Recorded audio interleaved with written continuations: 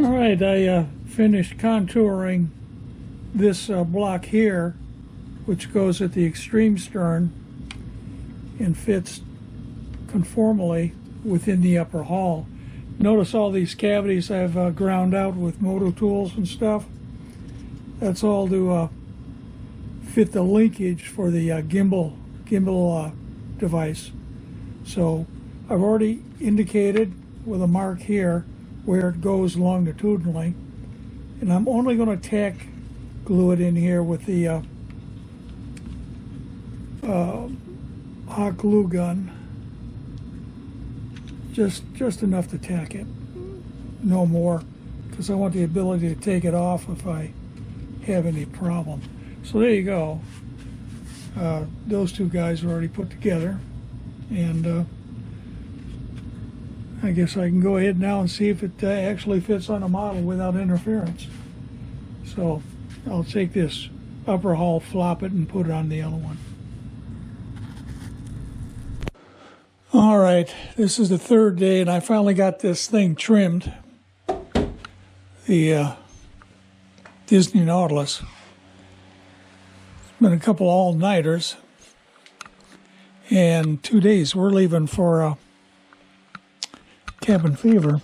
So, but I won the battle. I finally got the correct amount of weight and foam in this thing. Here you can see this is the upper hull, like so. Notice it has its own caddy, so I don't damage anything. But in the upper hull is the most of the foam, because again, we want that center of buoyancy high, and we want the center of gravity low. So our weights are in the bottom of the lower hull, and the majority of the foam is in the upper hull.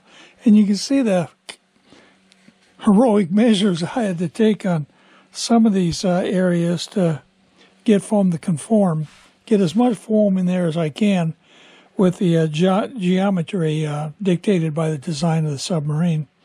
So that's what took all the time, was just working all that out, and all of it was adhered with the aid of a hot glue gun. The thing is that the work goes immediately with that. Also, the bond is not terribly tenacious, so you could break it and move things around, which I've had to do. For example, this particular piece here, I went all that trouble to grind it out and get it to shape, and then I found out that I had just a bit too much foam aft, so I just cut a piece off. But that's what happens in this game. So I've already had it in the water several times, and I'm happy with the trim and all that good stuff. So what I'm going to do now is put it together and demonstrate that it's working one last time. And after that, I'll take it out of the water, perform the post missions, which is to make sure no water, no vapor or anything remains within the cylinder. And tomorrow morning, I'll put it back together and in its box and put it in the van for its trip to cabin fever. So we'll get on it. Now, the one thing I've added is this length of flexible hose, which will make up to the watertight cylinder, the subdriver, like so. It's rather awkward. Let's try it this way.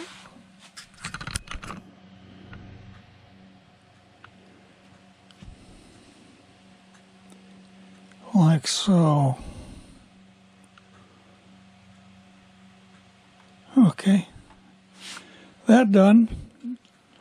Then it's plopping the stern, starting back here, making sure that our rudder post is making contact, and then dropping the hull carefully down onto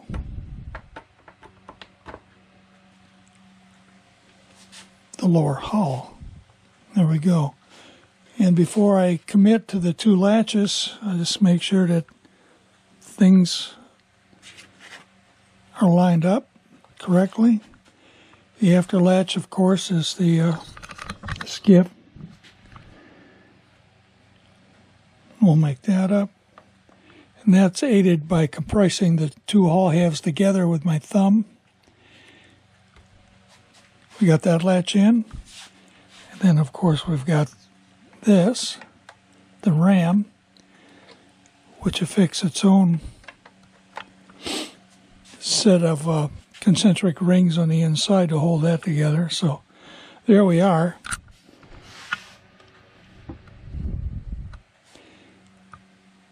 Now I'd already turned on the system, so we're ready to put this in the water.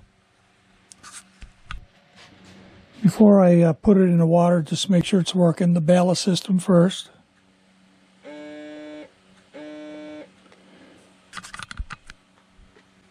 Propulsion. Now if you'll watch the propeller, I'm going to go ahead and pitch the propeller and yaw the propeller, and that's how I affect control. It all happens at the propeller and the rudder. So I'll just place this over here, and we'll put the model in the test tank. Like so.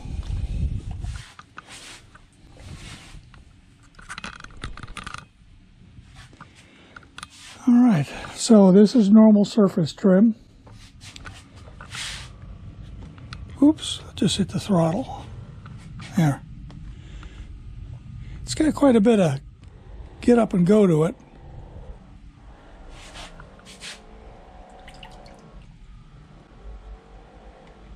All right, enough of that. So normal surface trim is a little bit lower than it should be, but I didn't build that. The ballast tank I built into that watertight cylinder could have probably held 2 or 3 more ounces of water and it would have been perfect. But you got to work with what you got, so lesson learned. All right, so this is surface trim, so what I'm going to do now is vent the ballast tank.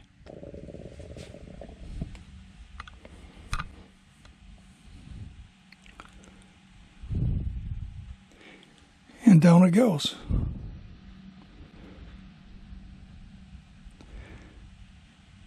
Now this is normal submerged trim. You notice that the wheelhouse is just barely above the water. The reason is that the induction line is right at the top of the wheelhouse, within it, of course. And that induction, the inlet side of the induction has to be above the water. So when this thing is in proper submerged trim like it is now, I can shut, you want that to be cruising along like that, because when it comes time to surface the boat, it'll take a suction and draw air into the pump. The pump will discharge into the ballast tank, and it will blow the water out, and then it will assume surface trim, which is what I'll demonstrate right now. Listen for it.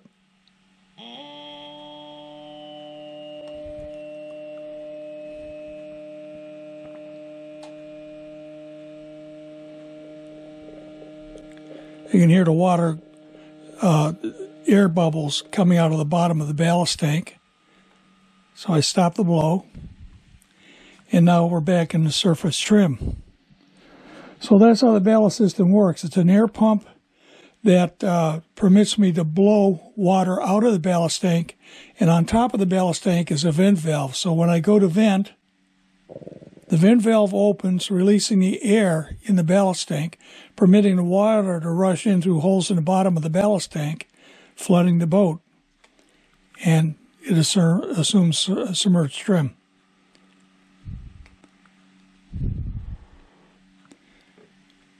Turn on the pump. It pulls in air from atmosphere, discharges it into the ballast tank, pushing the water out until the ballast tank is dry. Hear that bubbling? Now it's just pushing excess air through the bottom of the ballast tank. So I stop the blow, and we're back at surface trim. So that's how that's done. All right, we're done. This thing is almost ready to go in its box, but first I have to do what's called post-mission checks. These are the things required in RC submarining, which you typically won't see to this degree in any other facets of RC vehicle operation, in that we're working in a water environment. We're working items that shouldn't get wet, so we have to ensure that when we put things away at the end of the day, that one, they're dry, two, they're going to air out if they got a little wet, and three, the required maintenance actions like lubrication and battery charging are performed. So those are chores that'll be out of the way when it comes next time to operate the model. So the system is still on, and I'm just going to casually run everything here, make sure it's working. Propulsion, steering, pitch control.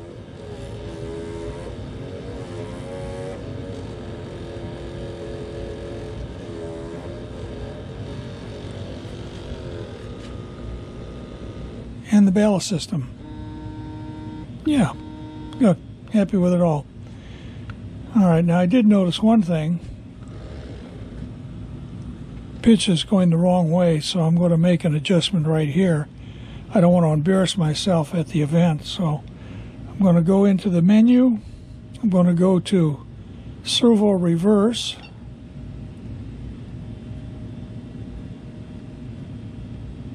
Right here. Then I'm going to select elevator. In this case, it's pitch control. Elevator. I'm going to select this one and see.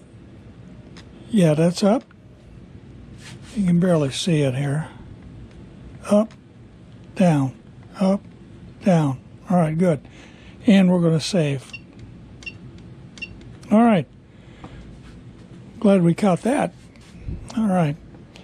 Let's get the transmitter out of the way. Again, everything's on, and you got to secure the model first. So we access the interior by dropping the upper hull carefully onto its protective item. And to do that, we have to disconnect that hose from the snorkel induction. Fine. Invert this guy. Carefully put it down on its work caddy. Like so. Good. And we turn off the system right here. Now, as I pointed out earlier, we have lights. Only the lower array are lit because we haven't got the contact points made up to the lights in the upper one. So anyway, we know that's working. We take a cursory look at everything to look for any mechanical problems we may have had. Don't see any. In preparation of removing the cylinder, I remove the light lead. This is power to the lights. Control through that switch right there. And the propulsion shaft is made up with the aid of a set screw on a collar right here. I don't think you can see it very well. I'll try to get up on it for you. There. So I loosen that set screw. So now it's a simple matter to grab the cylinder once I take off its strap. Securing strap right there. So it's wild. I can pick it up. I'm going to grab these magnets so they don't suffer any unnecessary pull. And I yank up, and I've liberated the cylinder from the system. A quick look, I can see a little fogging in there. Somehow water got on the inside, not much. We'll address that in a little bit. And we'll get back to the model. And again, we're looking for any mechanical problems. There shouldn't be any. That looks fine. So it's going to go to temporary storage for a little bit. I want to get the rest of that water out of there.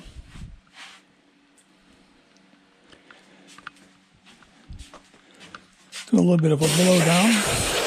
Whoop. Got to put that back. Fortunately, I still have the hot glue gun. Hot. So we'll go rescue this little piece that came loose. There we are. Came from right here.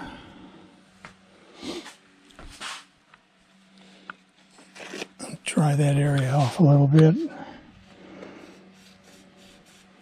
And this is part of your post-mission, finding things that went wrong and fixing them. Let's see, do a trial fit. Yeah, right there. Here's the hot glue gun, as advertised. Put in the hot glue. Okay. Put it right here.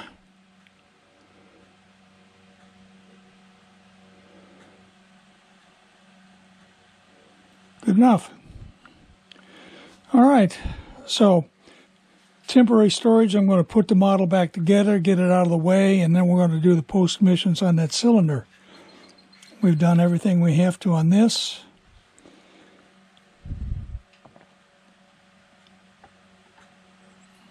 There we are.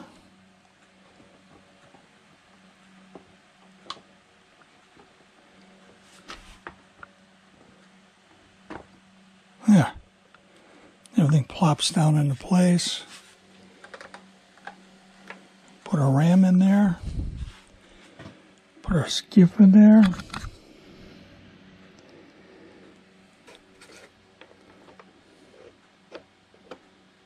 There we are. And we'll just put that thing all the way over here, out of the way. And we'll start with our post mission here. Now we don't need any caddies for this. What we're going to do is turn off the system, which it is, and then turn off the transmitter to save its battery. And blow this guy down.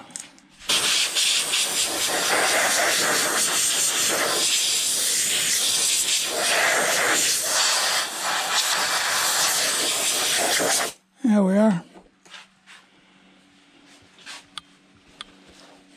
And wipe it down. And now what we do is we look for gross leakage.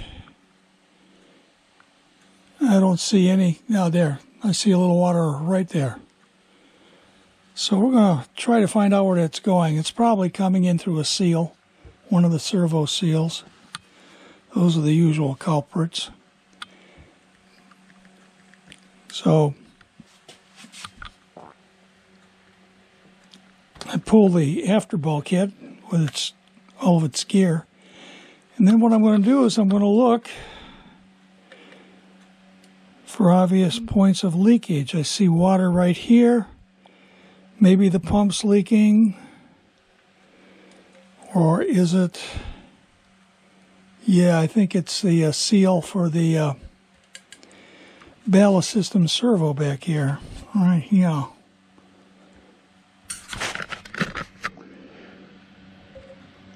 Well, it's not gross. I'm not worried about it. And I haven't opened this thing up for 2 days, so I'm not going to do any exploratory work. I'm just going to live with it. I'm going to chase out what little moisture I can with this. Come back with the air hose and chase the rest of the moisture out.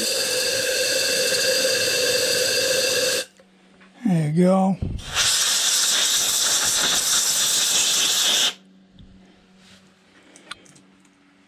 After this, I'm going to put it under a heat lamp for a couple hours while I take my hideous nap. There we are. Heat lamp. And the system. I don't even have to disconnect the leads. Just leave them as they are. Just the heat lamp here. I don't want it to get too hot. Yep, feels good. All right. So let that cook. Affirm that the transmitter's off. And put it away for the moment. So we're done. This guy's ready for the event.